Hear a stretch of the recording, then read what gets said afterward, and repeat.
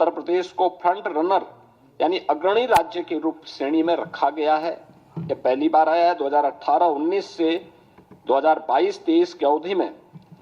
जो प्रदेश का जो फिजिकल हेल्थ इंडेक्स है वह 8.9 अंकों में इसमें बढ़ोतरी हुई है। व्यय की गुणवत्ता में सुधार हुआ है। 18 में 13वीं अवधि में पूंजीगत जो व्यय था वह 8.8% से 19.3% के मध्य रहा है और इस अवधि में यह अनुपात देश के प्रमुख राज्यों में औसत अनुपात से जो एवरेज रेशियो था उससे अधिक यूपी का रहा है। प्रदेश ने इस दौरान बेरोजगारी की दर को कम करने में सफलता प्राप्त की है और अत्यधिक रोजगार के सृजन करने में भी प्रदेश ने सफलता प्राप्त की है। उत्तर प्रदेश ने इस दौरान जो कदम बढ़ाए हैं खासतौर पर अपने परंपरागत उत्पाद के लिए एमएसएमई सेक्टर पर वन डिस्ट्रिक्ट वन प्रोडक्ट ने पूरे देश के अंदर अपनी एक पहचान बनाई है। लगातार प्रयासों से प्रदेश ने पिछले 8 वर्षों में 45 लाख करोड़ रुपए के निवेश प्रस्ताव प्राप्त किए हैं, जिनमें से अब तक हम लोग 15 लाख करोड़ रुपए से अधिक के निवेश प्रस्ताव को जमीनी धरातल पर उतारने में हमें सफलता प्राप्त हुई है और इसके माध्यम से हमने 60 लाख से अधिक उत्तर प्रदेश के युवाओं को सीधे नौकरी प्रदान करने में भी सफलता प्राप्त की है। हमने बजट में इस बार के बजट में 28,478 करोड़ और 31 लाख रुपए नई मदों के लिए हमने प्रावधानित किया है, जिसमें अवस्थापना विकास के लिए 1,79,131 करोड़ 4 लाख रुपए प्रस्तावित किया है, जो कुल बजट का 22% है। इसमें ऊर्जा क्षेत्र के लिए, सिंचाई के लिए, भारी और मध्यम उद्योग के लिए, नगर विकास के लिए, आवास एवं शहरी नियोजन के लिए और नागरिक उड्डयन के लिए यानी एयर कनेक्टिविटी को और बेहतर बनाने के लिए यह कदम बढ़ाए गए हैं। शिक्षा क्षेत्र में कुल बजट का उत्तर प्रदेश के अंदर शिक्षा के लिए 1,06,360 करोड़ रुपए का प्रावधान उत्तर प्रदेश के लिए उठाए हैं। उसके अच्छे परिणाम हम सबके सामने देखने को मिले हैं। मैं इस बजट के प्रस्तुतिकरण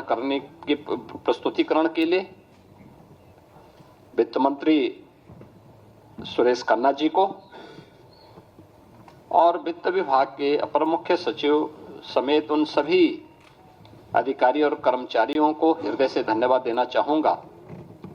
जिन्होंने अथक परिश्रम से उत्तर प्रदेश की आशा और आकांक्षाओं के अनुरूप इस बजट को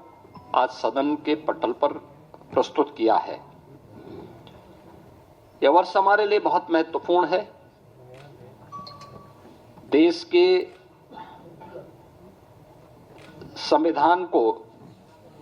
लागू होने का यह अमृत महोत्सव वर्ष भी है और साथ साथ उत्तर प्रदेश की स्थापना का भी यह अमृत महोत्सव वर्ष है। ये दोनों कार्य जनवरी 1950 में हुए थे और इसलिए 75 वर्ष की शानदार यात्रा के साथ आगामी 25 वर्ष की हमारी क्या योजना हो सकती है, उसका एक रोड मैप तैयार करने के लिए बजट अत्यंत महत्वपूर्ण है। इस अवसर पर हम सब संविधान के शिल्पी बाबा साहब भीमराव अंबेडकर, जिनके नाम पर डबल इंजन की सरकार लखनऊ में बाबा साहब भीमराव अंबेडकर स्मारक और सांस्कृतिक केंद्र की स्थापना कर रही है, संविधान के 75 वर्ष की इस यात्रा के लिए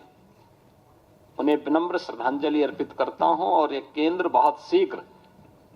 बाबा साहब भीमराव अंबेडकर के विचारों का एक केंद्र बनकर के संविधान की मूल भावनाओं के अनुरूप वंचितों को वरीयता देने के क्रम को तत्परता के साथ आगे बढ़ाएगी। यह एक नया माध्यम होगा और इसी को थीम में रख करके हमने 2025-26 का अपना बजट प्रस्तुत किया है। मुझे बताते हुए प्रसन्नता है कि पिछले जो बजट हम लोगों ने प्रस्तुत किए थे उन सब की अपनी एक थीम थी। 2017-18 का जो बजट था वह उत्तर प्रदेश के अन्नदाता किसानों को समर्पित था।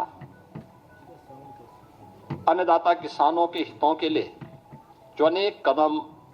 सरकार ने उस समय उठाए थे, उनके ऋण माफी के कार्यक्रम रहे हों, उनकी फसल को प्रोक्योर करने के लिए प्रोक्योरमेंट सेंटर और एमएसपी का नाम उन तक पहुंचाने के कार्यक्रम रहे हों, चीनी मिलों के पुनरुद्धार के कार्यक्रम और वर्षों से लंबित गन्ना मूल्य के भुगतान को एक समयबद्ध तरीके से आगे बढ़ाने का कार्यक्रम रहा हो, अच्छे किस्म के बीज और सिंचाई के बेहतरीन सुविधा उन्हें उपलब्ध कराने का रहा हो, ये सब कार्य तत्परता के साथ इसके लिए कदम बढ़ाए गए। और आज मुझे प्रसन्नता है कि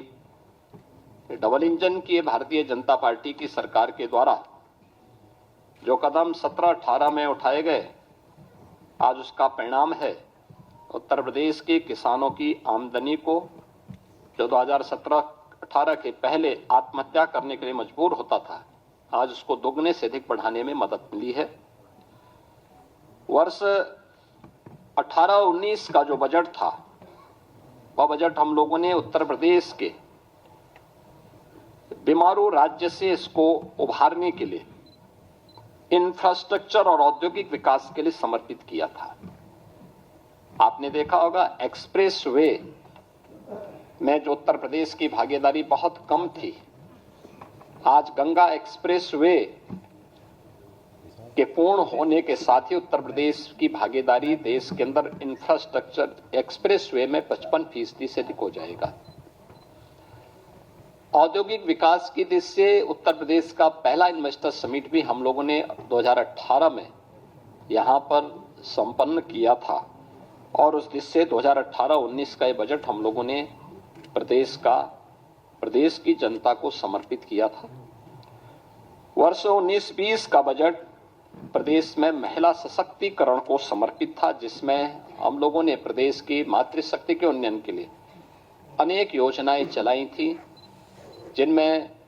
सामूहिक विवाह, मुख्यमंत्री सामूहिक विवाह की योजना हो, मुख्यमंत्री कन्या